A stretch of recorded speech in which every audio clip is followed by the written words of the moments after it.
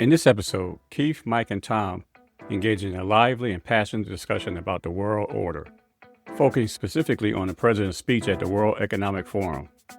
They start the episode by discussing the possibilities of internet blackouts in the United States. The episode ends with Mike sharing a relatable story from his high school days and how the importance of self-confidence and the value of always doing your best will prepare you for life's challenges ahead.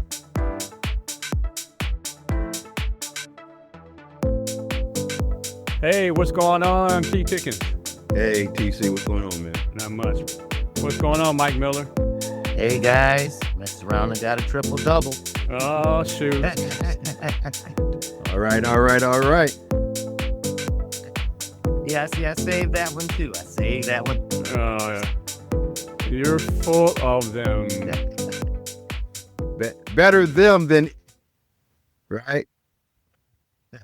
Depends on your point of view. I don't know. Better them than it. You could be full of it.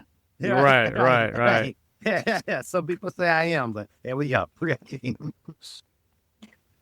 So since our last conversation, so many things have happened, but I know we scheduled to talk about internet blackouts. So I just want to touch on that in particular because Iran is going through it. But once I started looking into it, I was wondering, would our government do that to us? That's the first thing I was thinking. Would they do it because of protests, dissent, and stuff like that? That's when the countries decide they want to shut off the internet. And I was fearful because we're going down this road of all these crazy things that are going on in our country, and no one's holding anyone accountable. And I was like, this is easy for our government to do to us. So I started thinking about it, and I just wanted to see how often does it happen, and then who benefits from it if it does happen. So anyway, there's a ton of countries that have implemented on a regular basis. India, Myanmar, Pakistan, Iran, Russia, Sudan, Ethiopia, and China. Afghanistan did it in 2025, and of course, Iran had one in 2026, and then also in 2019.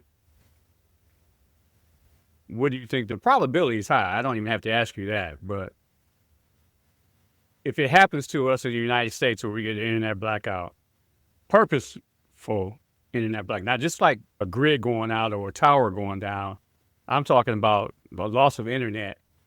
I know it'll have an effect on our economy, but is that where we finally have an uprising, as Mike likes to say, a revolution? I think you're lying. I believe you're lining up for it because the countries that you name, I don't think, to my knowledge, I'm not an expert, but I'll go online and saying, I don't think those, or I don't believe those are democratic countries or countries where people are afforded the same freedoms that we're afforded and some of the other countries that you haven't mentioned are afforded. So when we get to that point, when the fascist in chief, to quote Mike's name for him, get to the point where he's totally in control the way he wants, then at that point, that's one way, a huge way of keeping people from being able to communicate with each other and to also get news outside of what you would get from the regular channels. Mike was talking about how even as we get news today, a lot of the media are complicit. But when you start taking control of the internet and keeping people from being able to get information freely, then you've gone past a democratic state. You're now in authoritarian state. Right, exactly. And I think a lot of those countries that you named, I believe a lot of those countries that you named are authoritarian states. And so I believe it could happen, but I hope that it doesn't happen. But if the media, if the different news channels continue to be complicit and they get the type of power that they're striving to get, I think anything is possible. They could decide to shut us down at any time. Yeah, I mean, it's crazy. And like, anything is possible. Just like you said, Keith, at this point, I don't know. It doesn't matter whether or not we have a democracy in place or not. Things are just happening as if we don't have one. Correct. Right. Correct. I'm just baffled, and my mind is blown by the fact that here we are having a conversation about potentially blackouts on the internet. I mean, you have to think. What a week ago, Verizon had some kind of issue. Now, all the cell phone companies have issues here and there, and they're resolved by the end of the day. Mm-hmm. But to think about that happening and then not happening, the phones come back that day, the next day, that week, that month, that month. You know, all hell will break loose. Absolutely. Yeah. Absolutely. Yeah. I don't see it. It can happen. It is probable. And we know it's possible. Let me say that. It's possible. Mm-hmm. But the probability is high. You're correct. It would affect our economy greatly. And I think that I believe that within our economy, there are so many entrepreneurs, and not just entrepreneurs, but, big companies that depend on the internet to advertise and sell. If you did Amazon, right? If you did a blackout, you shutting down a whole lot of commerce. You shut down your boys. You know what I mean? Faster than cheap. You shutting down your boys. So would he do it if it were totally necessary in his mind? If it was totally necessary, but Mike, we're not dealing with somebody who is level-headed. We're not. And the fact that he's got people in places like Pentagon and the stock market and whatever else, he's got people in place right now. Correct. That can circumvent it. They can say, they can just push it on and say it was a cyber attack and we were trying to recover from a cyber attack. Correct.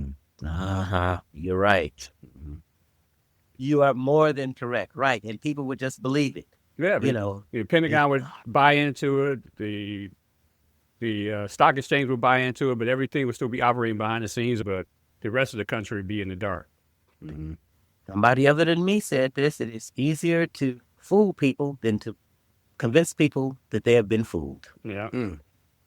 I think I sent that out. Yeah, that's right. I can't say that sounds familiar. It's much easier to fool people than it is to convince them that they have been deceived. You know what I mean? Yeah. How about that? I should say it in that way. It's easier to deceive people than it is to convince them that they have been deceived. And that is just what is going on now, and it's what's going to continue to happen. Yeah. I don't know. That's all I wanted to do. I kind of wanted to kick that can around. But it leads into today. Right. I mean, really, a perfect segue into what has happened within the last 90 minutes. After yesterday's, what's the name of that? Davos? Oh, Davos. Speech, where he threatened, even though he kept saying, I can do it, but I'm not going to do it. You threatened him. Right. You threatened them with military action if they don't capitulate. That's what you did. And that's what they're all saying. And that's what they're all saying. We are not going to capitulate. So after this yesterday, all of a sudden today, let me back up a step. After that speech yesterday, of course, the stock market dropped over 800 points.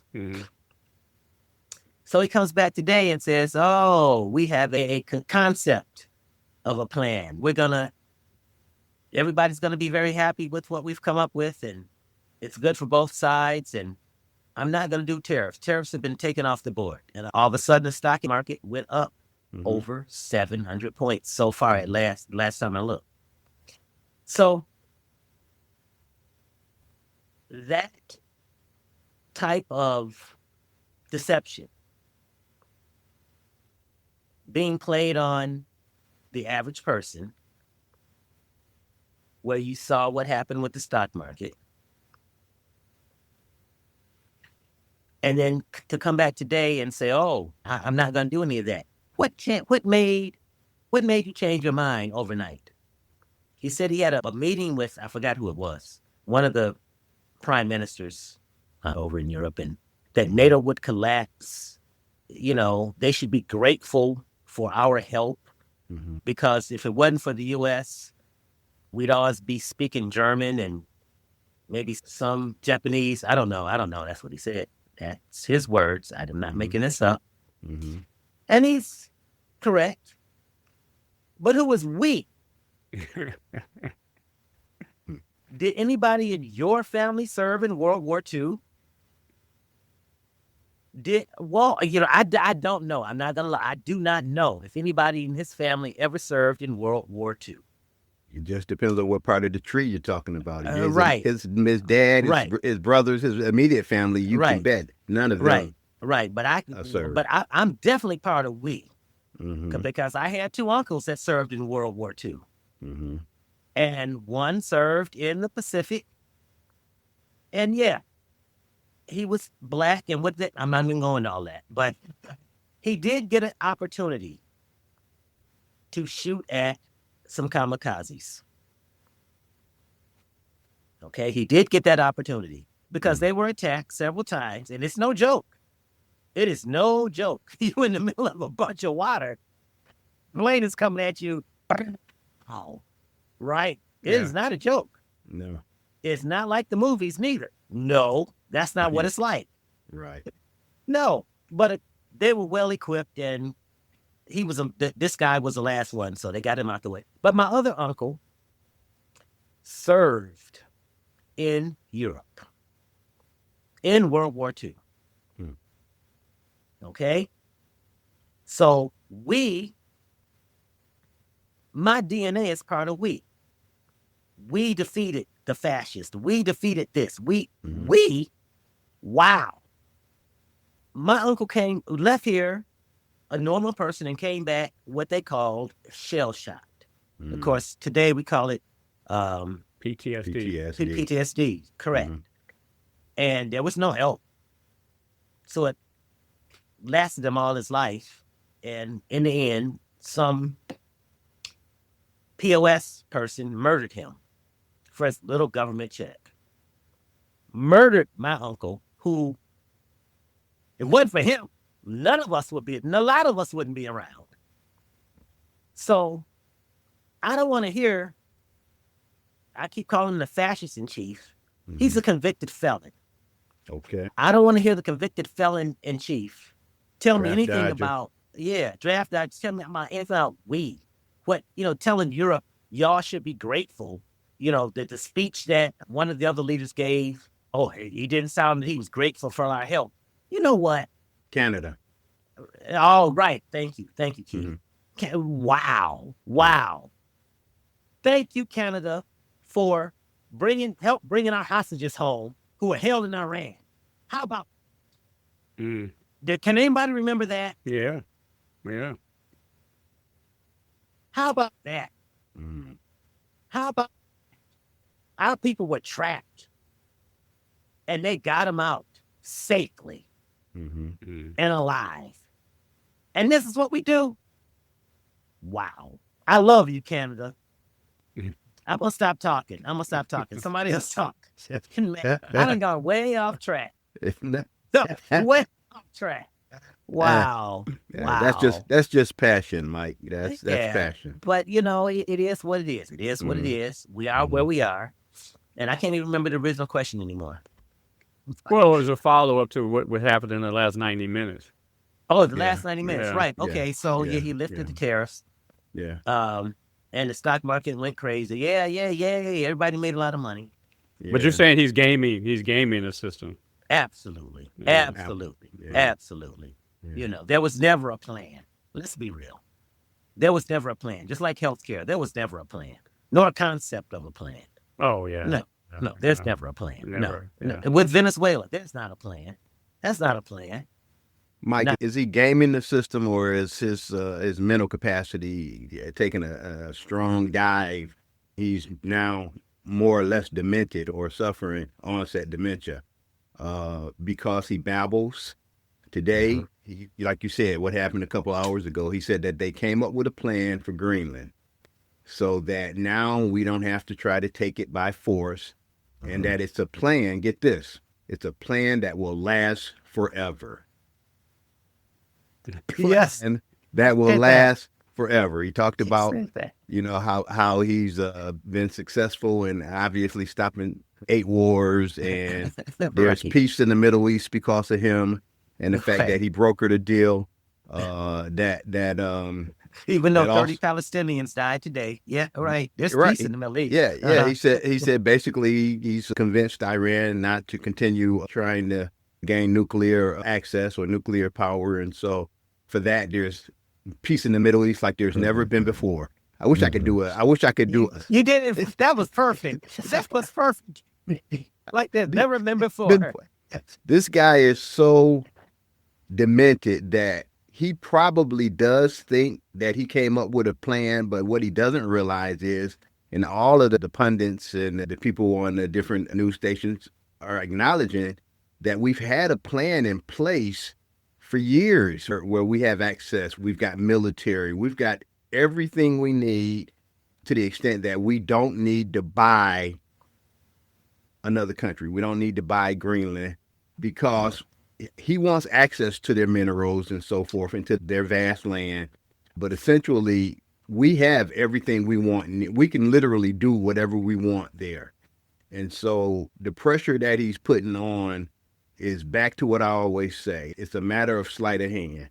To your point, Mike, it will impact the markets. He'll say one thing one day and the economy will tumble or the stock market will tumble, and then it'll come back and it'll self-correct because he's finally changed his mind or gotten back into line with what's going on anyway, what's normal, what's natural. But it's really odd to me that the big picture for me is I'm watching the guy crash and burn. The president of the United States, he's 79, almost 80. Yes. I'm thinking he's almost 80. Can you verify that time? Almost. I think he is 79 almost or 80. Yeah. He's at almost least 80. 76, 77, something like that. He's old. Right. Even more importantly, that's really not pertinent or relevant being elderly or old, because there are people who live to 100 and beyond and still have clarity of mind, cognitive, right. Yeah. But this guy, if you listen to him babble, he can't even hold a thought for longer than 5 or 10 minutes. He goes on a tangent about Norway and he's so obsessed with not winning the Peace Prize that it's a part of almost every discussion or every news interview that he has. But I'm more concerned that, and I mentioned this to Tom when we were offline, that he's more or less a figurehead. And a lot of presidents have been, but their influence has been such that they worked both sides of the aisle to come to a proper conclusion around policy. But I think there's somebody behind this guy. He's more or less a puppet now because he just doesn't have enough mental acuity or wherewithal to even make decisions around what we should be doing as a country, because everything is based on his personal feelings and what he didn't get, or it's all about me. It's not about the U.S. It's about Donald Trump. And for me, that is in line with somebody who really has diminished mental capacity. And so that's probably as big an issue as anything that's going on, because he's got so much going on every day that he can't keep it together. So I hate to be a conspiracy theorist. That's the word I was looking for earlier, Tom. But this guy he's pretty loco. That's the scary part. And they keep saying, and I've heard it more than several times in the last week, this is the guy who has the codes to the nuclear codes. Somebody who is more or less deranged and suffering apparent or obvious dementia. And who knows, if he wakes up in the morning and somebody pisses him off, what he might try to put into effect. Now, I imagine there's some safeguards against him solely being able to say, let's blow off a nuclear missile. But the fact that he has the codes is scary. And so, like you, Mike, I may have gone off on a tangent, but the decision that was made a few hours ago is all predicated on the fact that this guy's mind is just unstable. Yeah, but with the things that he says, it puts us as a country in an isolation situation, because now countries are running away from us. Absolutely. I don't get how they let him ramble on or go off script. And he has these conversations publicly, and countries react to it. And I don't think they're going to sit around and wait until he's out of the office, because who's to say the guy that comes behind him is not like J.D. Vance or somebody else in that case is going to be thinking just like him, because the fact that he got into office is astonishing to a lot of folks out of the country, and it got in at a second time. A second, right? Right. And what are we doing here in America?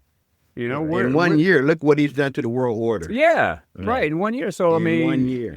They have to set themselves up to and not be reactive. They need to be proactive if in the case that, this guy and his cronies, like Keith says, or his puppeteers, get him to do something outrageous, which he's already done a ton of things that are outrageous, but even more outrageous. That's a better way to put it. Well, at least we found out what MAGA really stands for. It wasn't Make America Great Again. Make America go away? Absolutely. America because go away. That's what he's doing. Yeah. That is what he's doing. He's not making America great again. He's making America go away. He's making America irrelevant. Yes, he is. Yep. Yeah. Definitely irrelevant, isolated. And one of the things that the Canadian, I think it was the Prime Minister, I'm not sure what his title is, but he had a speech, and I shared it with you guys. So when you get a chance, read up or take a listen, because it was very powerful. But the scope of it was, he's considered Canada a mid-power, if you will, where United States, China, Russia are akin to being superpowers. Right. And he's saying we've always more or less just gone along with whatever it is they wanted. But now they're at a point where, they're flexing. When he say they're, the U.S., Russia and Ukraine, China, world, globally, they're flexing. And everybody else, Canada, France, Germany, we're at their whim.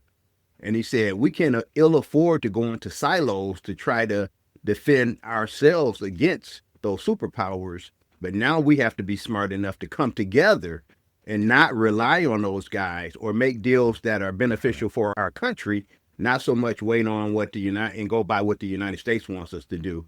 But we must have a semblance of independence, but we must do it in unity so that as mid-powers, we can gather strength. And so the fact that the other countries are coming together and saying, you know what, we've relied on the United States for so long.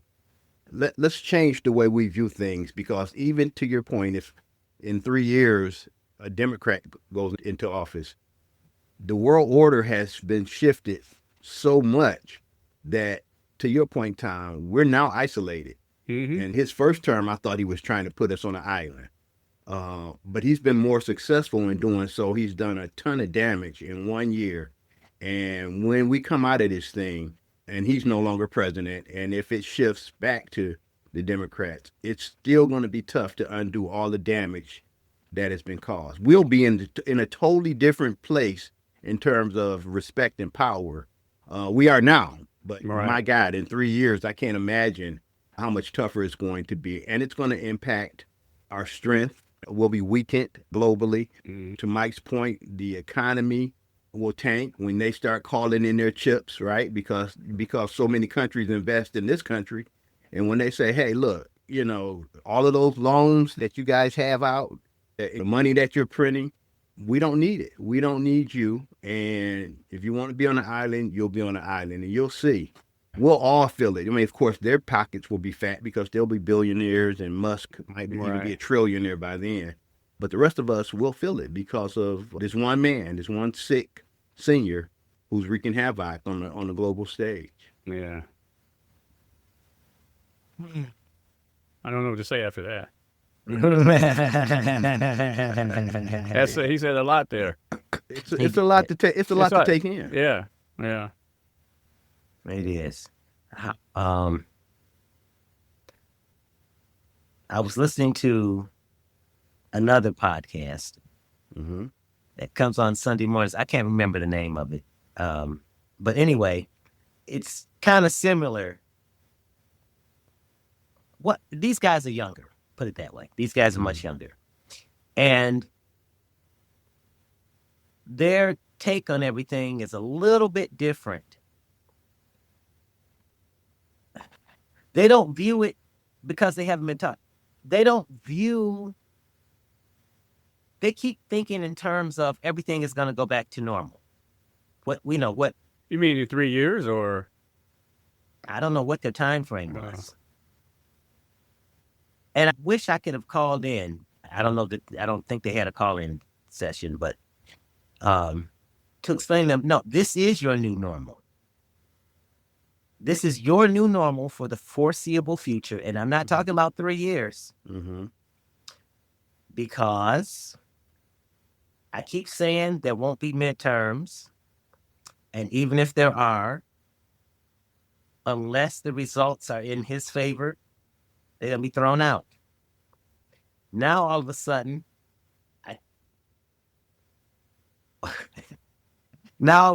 we have him saying there shouldn't be any midterms because of the success of his administration. He's Yeah, he actually, yeah. Right. Because they came back and said he was just joking. Right. Who jokes about something like that? Right. Go ahead, Mike. I'm sorry. Oh, no. I'm glad you know. I wanted you on. That's nothing to joke about. No, not at all. My vote is nothing to joke about. My tax dollars are nothing to joke about. And I pay a lot in taxes, as we all do, and have for a very long time. So this mindset that he seems to have, that the world belongs to him, he can do anything he wants to do, and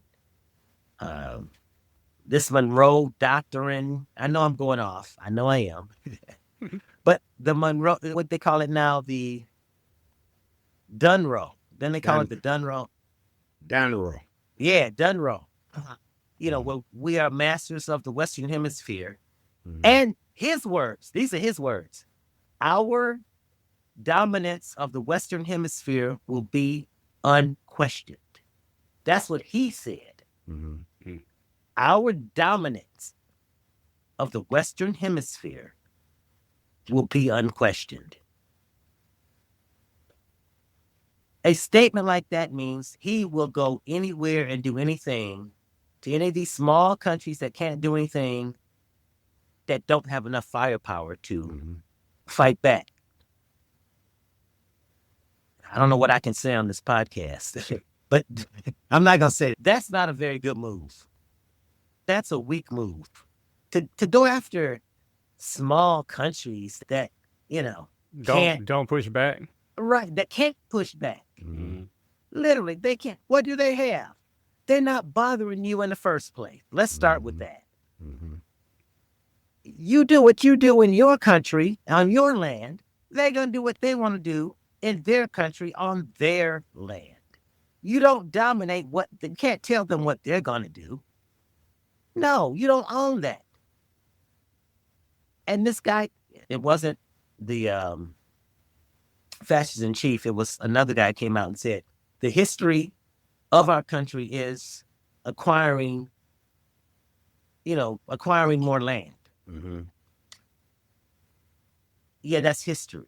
May have been that's Scott Bessent. Scott Bessent. Okay, yeah. That's over with. Everything isn't about what happened way back when. This is the world we live in today. These are the boundaries that have been drawn today. There is no country in the Western Hemisphere that is so important that we got to take it over. So important to us. We've gone 250 years without taking over all these countries. We're very secure. Our military might is off the scale. But we are becoming less powerful Navy-wise. If you control the waters, you control the world. Yes, you do. And, yes, you do. And we don't. Keith and I watched I don't know if it was a CBS or some. We saw something not too long ago that they talked about the fleet and how the fleet was being outdone by China. Yeah. Yes, I agree. Yeah. So yes, China's kicking our butt on the Navy side. That's right. Yeah. Right. But right. So Mike, you don't think Cuba is a country we want to acquire? I'm sure Okay, let's start with the natural resources. Do they have anything we need? I don't think so. Okay, so it's of strategic value because of its location. Right. Exactly. And that's why we are currently quietly opening the base in Puerto Rico. Instead of acquiring Cuba, why don't we just invest in Cuba, like many American companies want to do? Because once American companies invest in Cuba, then the military might will come in and protect Cuba. Protect Cuba. Protect that investment. Right, right. So, you don't have to take over a country. Isn't that the concept for Venezuela by going in and acquiring the oil and getting the oil companies to come down there and do what they want them to do? What the government wants them to do, and then bring the military in after that, like you're saying? It is, I'm sure. I'm sure there's a concept of a plan. Yeah. But, the oil companies all pushed back and said, that company is uninvestable. You know what I mean? They can't invest in that. No. They're not trying to put that amount of money into that country to get that. No, let that just sit there. We don't need that. Yeah. They said production would cost so much money because it's so is it the word they use? Is it so crude? Is that the word they use? Pretty much. It's hard to refine. Right.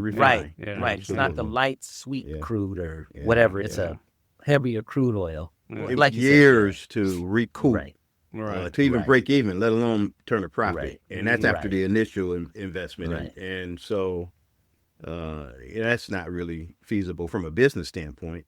Right. So, but that's our guy talking off the cuff of his wish list of things he wants to do. Yeah. Right. But once the oil companies say, no, we're not going to do that, except maybe Chevron. I don't know what they're going to do. But it becomes less desirable. It becomes a burden on us, the taxpayers here, to have to keep a military presence there and run it the way it should be run. To hear them say it, I'm like, okay, enough is enough. Yeah. Well, that's my whole. I'm sorry, Keith, go ahead. No. I was going to change. I'm changing the subject. So go ahead. If you have a thought on that. Well, essentially, I was changing the subject too, only because it's relevant and it's pertinent. But the types of monies that they're trying to throw out, whether it's going into Venezuela or going into Greenland, it was said that why not take that money and invest in the U.S. Let's come up with a plan for Medicare. I mean, not for Medicare, but for medical for all citizens, right? Right. Free medical, like other countries. They've taken away more programs in the guise of having too much government, but then talking about going to buy Greenland or to go into Venezuela but that takes money. So why not use that purported money that's so available, that's out there, to take care of the citizens of the United States, right? To help our economy. And so to me, everything is just twisted. Everything is twisted, and it's basically a design to make the rich richer, right? So it's Robin Hood in reverse, right? You're taking from the poor and you give it to the rich. Yeah. Right. And it's really sad because it was unfathomable, because we're just kind of going along, year to year, decade to decade. We're having elections, and whether or not you're Democrat or Republican, if you're a Democrat and a Republican gets in, you have to deal with it for at least 4 years and likely 8. But the tide always turns, and the status quo is still the status quo.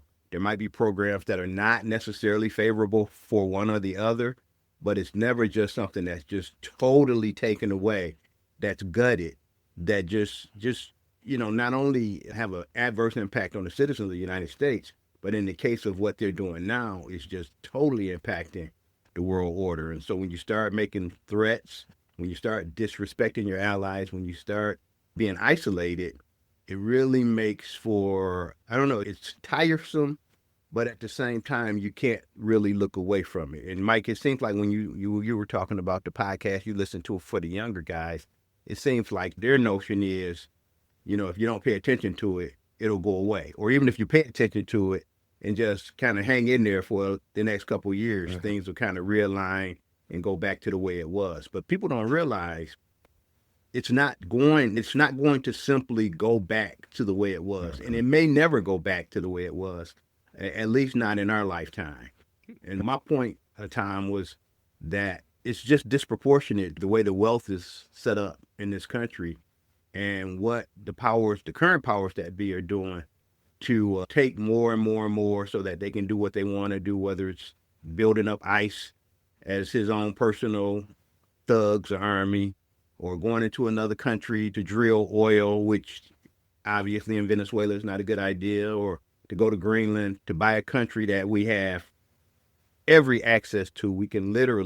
They've said you can literally do what you want to do. And if you want to mine for minerals, you can do that. Yeah. But we just don't want to be owned by the U.S. And it's just, it's just sad because we're used to things being a certain way. And no more. No. Right. No. Right. No more. No more. Well, what I was going to transition to was, kind of affordability. And you somewhat touched on the key because you said to take those dollars that we so happen to have readily available to purchase a country, almost $1 trillion, take that $1 trillion and pay down the debt that we have. It's almost $3 trillion. I don't know. Or it's 2 or 3, whatever it is, $1 trillion. Pay down the debt that we have. Or get programs back that benefit the U.S. citizen. Correct. Yeah. Why are we the only industrialized country that doesn't have health care for all of its citizens? Yeah. A uniform, free or low-cost health care plan for all of its citizens. We defend Israel and we give them billions of dollars, and they all have free health care. Yeah. Yes. Best in the world. Right. Yes. Right. Why don't we have that? Mm-hmm. Exactly. Yeah. So, it's funny to say, I don't know if you guys seen this or we've talked about it before, but just recently, it's been conversation like companies like Amazon and Walmart, how they pay their employees so low that they're on assistance from the federal government. So they're like double dipping, Right. They get these tax breaks, and here we are as taxpayers paying for the programs they need to survive, but they can't get a living wage. Right. You know? Right. It's, that's what we do. Someone wiser than me has said, America always has and always will need its slaves. And slaves was a metaphor for low-paid worker to do the dirty work. But they can't get ahead if you are making a living wage.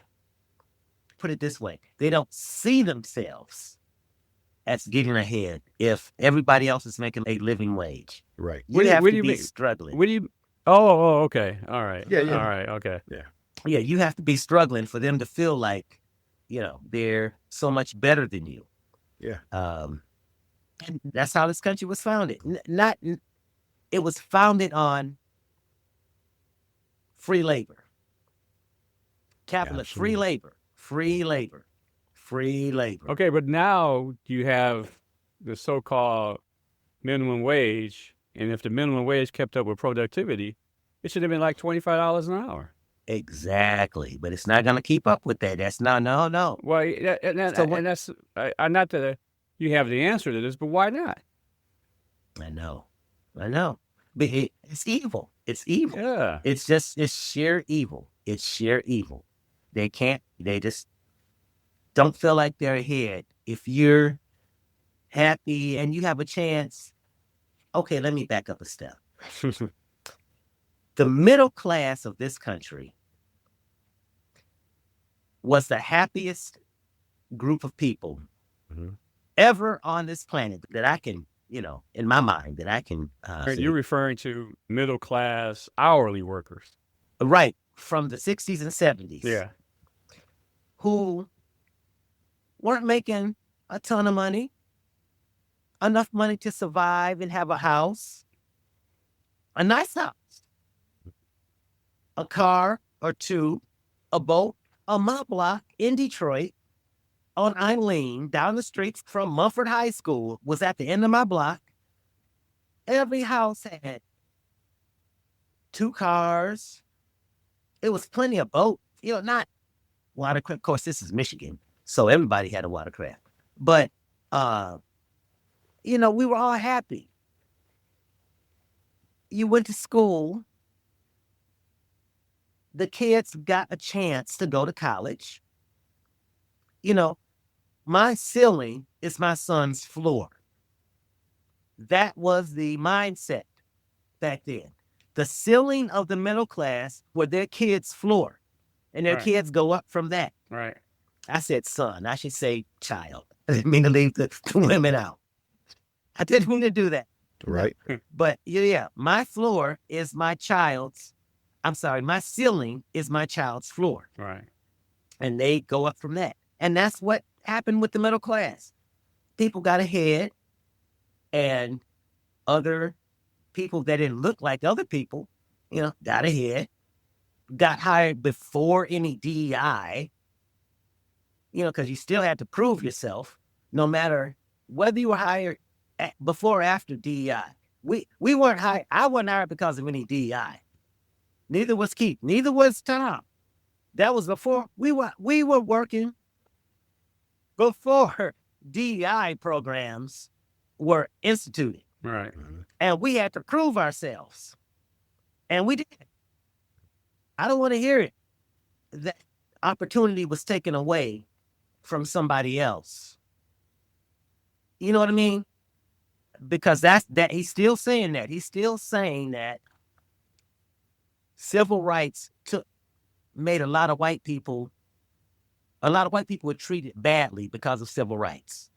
And that simply is not true. No. It's not true. Just because someone had an opportunity, someone was looked at who would not have been looked at before at all, got an opportunity and succeeded. They still had to prove themselves. It wasn't like they was given a job and say, okay, no. If you didn't make your number, you're out. Mm-hmm. If you didn't do whatever was required of that job, you're out. And it's still economics. The business has to survive. So either you can cut the mustard or you can't. And that's what it is. So, that narrative that someone of lesser intelligence or lesser ability was promoted over someone with more, but no. They were just looked at and given the opportunity, because in my mind, I'm going to say it. I believe the alternative to DEI is give us our reparations. Mm-hmm. You don't want DEI. You don't want a level playing field. Okay, I get that. But where was my 40 acres and a mule? I say I mean my ancestors. We didn't get no 40 acres and a mule. Very few people got any acres or any mules. Well, go ahead. What the people in Oklahoma, where the Black Wall Street was at. So, what did they do? Was that bootstraps, or did they get something from no, that was bootstraps from the federal government, or that was bootstraps, and that's why I was It was basic economics, Tom. Mm-hmm. And what I mean by that is economics within the community. Yeah, within the community. Within the community. Yeah. It was self-serving. You had black businesses and you had black people supporting black businesses. Right. The middle class is integral to the success of a flourishing economy. Yeah. Okay, because goods and services have to be purchased by somebody. Right. Right. If you got a group of people who basically are just living paycheck to paycheck and they're unable to purchase cars or TVs or refrigerators or food or God knows whatever is being produced, then where does those products go? And if we're isolating ourselves from the world economy, we won't be able to sell them anywhere because who's going to want to buy them? And so it would behoove the powers to be to provide a living wage, as we started out with this discussion talking about, for people who can afford, back to your affordability point, Tom, who can afford to purchase the goods and services that drive the economy. Okay, and so now the direction we're going in, it's haves and have-nots. Right. Correct. Right now, So- the economy is being propped up by the have. Anybody who makes over $150,000 or $200,000 is Yes. propping up the economy Yes. Absolutely. Yes. Absolutely. Yes. with their consumer activities. Right. Right. That's where at least Exactly. 80% of the spending is coming from. Correct. So Yeah. So if that falls off, what happens? Woo. Yeah, I know. If it falls off, we're in world of trouble. The problem with it is not that people are going to collectively pull back for the sake of making a statement. The problem is people get to a point where they won't be able to do certain things, or they'll be so cautious with their spending that they'll pull back from going to ball games or concerts or buying books or, heaven forbid, vinyl time. People will start to take a look at their finances and their situation, their home situation, and say, you know what? I have to be able to sustain what I have. I have to be able to take care of my family. And so now you take a minimalist approach and you're no longer going out for these luxuries. But if nobody's buying them, they're stockpiling now. Now, basic economics would say supply and demand. If people aren't buying them, you got to push the prices down to make it affordable for people to buy, right? All right. So we're at the point where, and now don't even start talking about AI and displacement of people, of workers. And if that money from the federal government is not there to support those people, what will people do ultimately when they're unable to get a job and they're unable to get support from the federal government? Mike, does that signal a revolution? Tom, does that signal a revolution? Because what do people do? When there's nothing else you can do, what do you do? Right? Because if you're not creating your own businesses, or you're not in the place to create your own businesses, you're relying on somebody else to employ you. All right. And you're at their whim if there's no minimum wage, or if it's so below the line, or if it's at the poverty line. It's just a cycle of people having to either work 2 or 3 jobs, or just live in a menial way where they're just getting the basics, whatever. I saw something the other day where the Trump administration, I don't know which person said this, that the average person should be able to rely on a $3 meal. No. And they showed you what the meal was. And it literally was a small piece of meat. It was one. Was it processed meat? Probably. It was processed meat.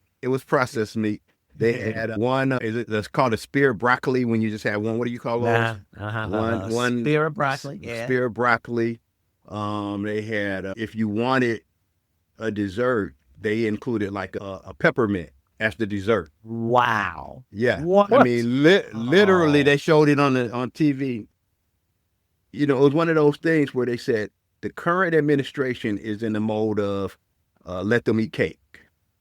But it's not even cake, because for $3, you won't be able to get a piece of cake. Right. You know, if you're getting the basic sustenance that, you know, while the fat cats are living large and eating these huge 20-ounce steaks or whatever, you got people who you're telling to live off $3 a day, a $3 a day meal.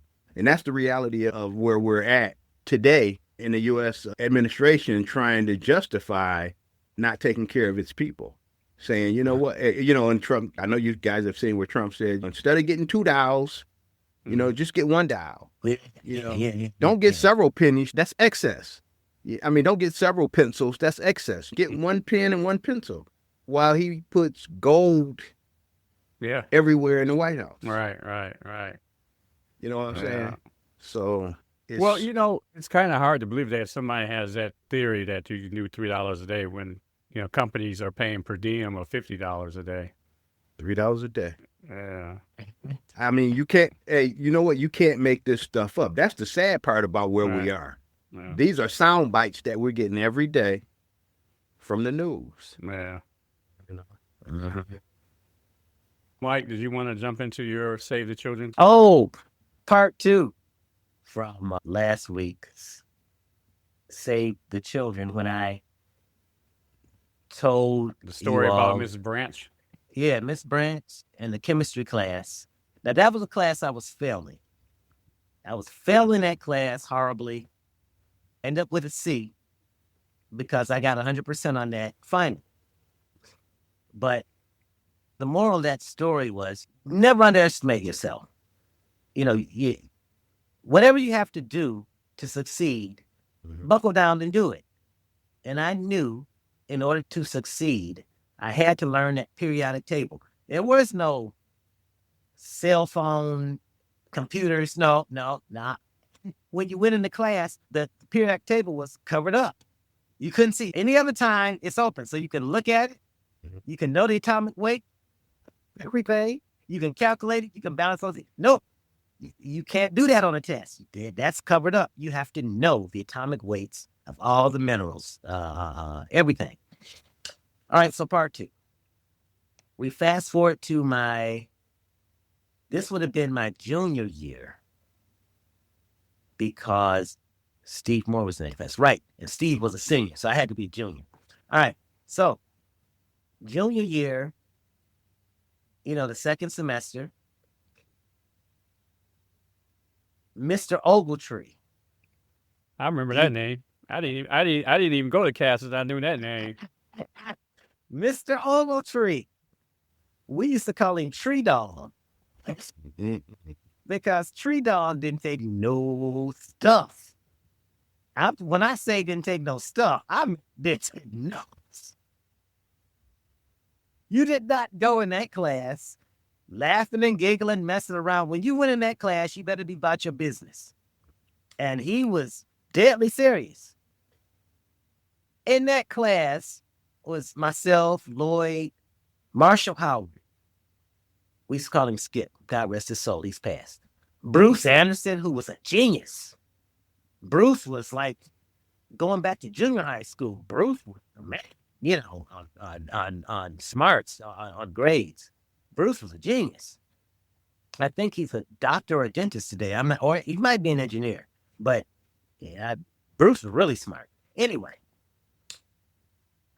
now I'm in my junior year, and that's algebra 4x, which is trigonometry. I wasn't scared. I was not intimidated. In fact, we all think, Tree Dog, you're not going to outmath me. We all had that attitude. Like, Tree Dog, whatever you put up there, we going to do. You know what I mean? It was a different attitude at that time. After accomplishing what I did as a sophomore, once you get to junior year and you get the hardest class, up on the 8th floor of CAS, the 8th floor, that's above the lunchroom. There wasn't no elevator. You had to walk up them steps to get to the 8th floor in this little cubbyhole living room. And Tree Dog was there waiting on you, just late with that bow tie. Oh, yeah. Anyway. Wasn't scared. But the thing about Tree Dog or Mr. Ogletree's class, no matter how many A's and B's you got all semester long, that only accounted for 30% of your grade. 70% was on that final. So you could have every A and B, you could be the smartest person all the way up until, but if you mess up on that final, you don't. No. Was his finals killers? All his quizzes were killers. Every single one. Mm-hmm. Man, he pushed you. But he knew you could do it. Right. How come you didn't go into finance then? I don't know. He knew you could do it. He pushed you. They wanted me to go into engineering. No. Yeah, back then, and I was adamant. I wanted to go into business. That was popular. Business. It was.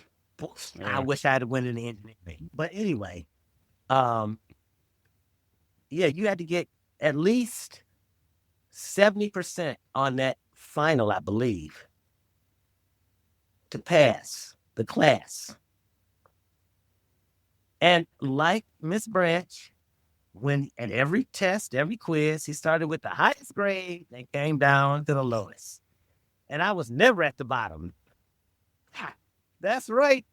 But this time I'm confident. Oh, yeah. I'm never at the bottom. And always, I'm up there with the A's and B's. I had a couple of C's. Okay, let me get my stuff. Because he would really push you. So if you were lazy, he got you. Let me see how you came up with the answer. Not just did you get the right answer. You had to show how you came. Oh, yeah. So we get to the final, and we all knew it was so important. I mean, so important.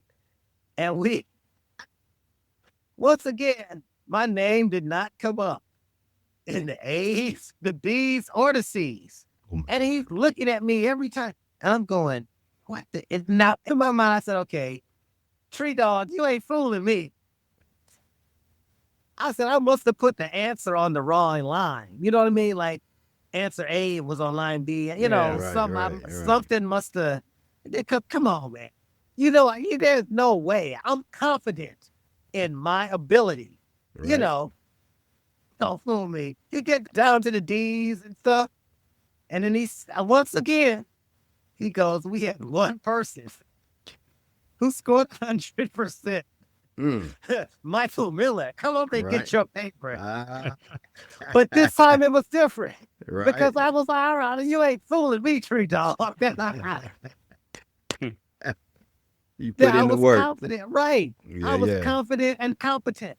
Mm-hmm. So no, I knew I hadn't failed that test. But at any rate, that for all the parents and the young people listening, you know, have confidence in yourself. Mm-hmm. If you put in the work, don't let, they're going to do what the teacher's going to do what they're going to do. They're going to try and throw you off. That's to push you because they know you can do better. You know what I mean? They're going to push you as far as they can push you. And that's okay. That's good for you. Yeah. Mm-hmm. It's good for you. You will be a better person because of it. Oh, at first, it's scary. Oh, it's scary. Woo!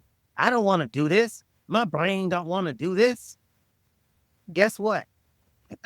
You're a better person for it. Oh, yeah. Oh, absolutely. So don't, Mr. Ogletree, God rest his soul, him and Miss Branch were the two most influential teachers I had in high school. Because they pushed me. They pushed all of us because they didn't accept anything less.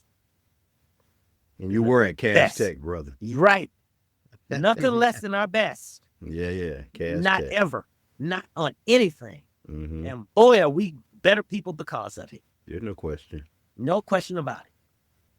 I can't say that I had those teachers, Keith. I mean, not to put you on the spot, but did you have somebody like that? I don't have the stories that he had, but yeah, I did have teachers who were challenging and encouraging.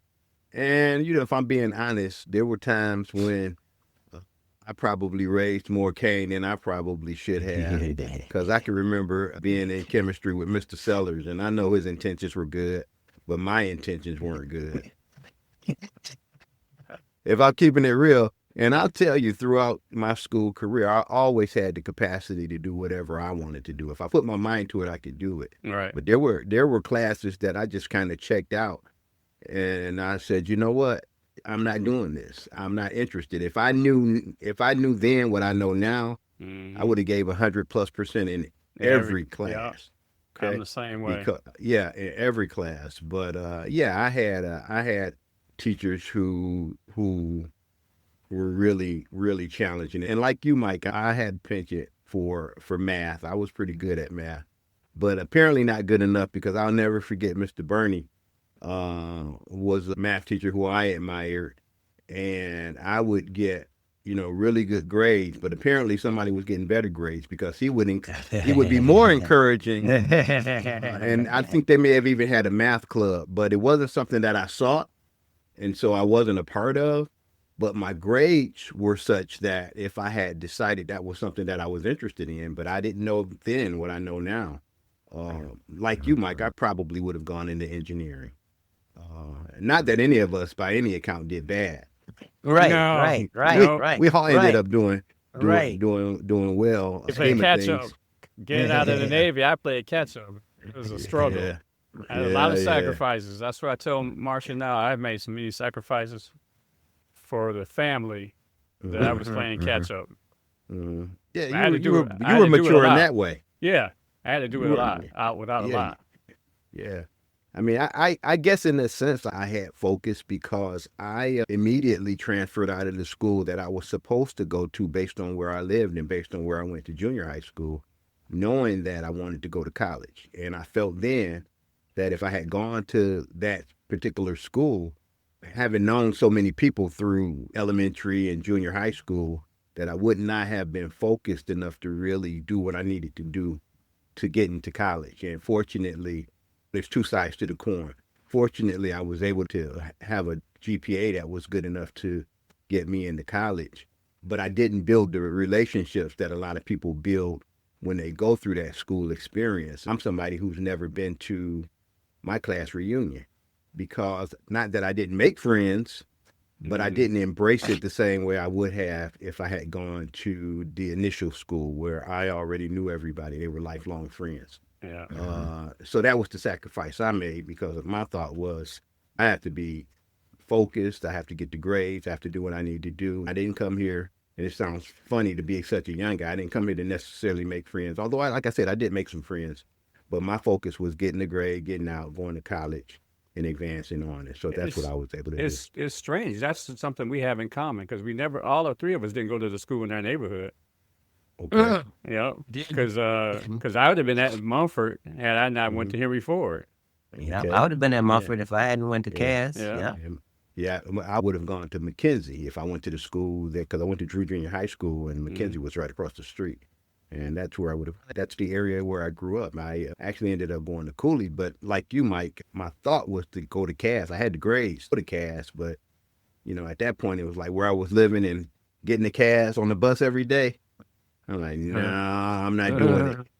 Yeah, it was. Yeah, that was a struggle. But again, hindsight is 2020. Right. I mean, the schools where people are typically almost geared towards success. Back then, the Cass was it, and I don't even think Renaissance was around then. No. But, No.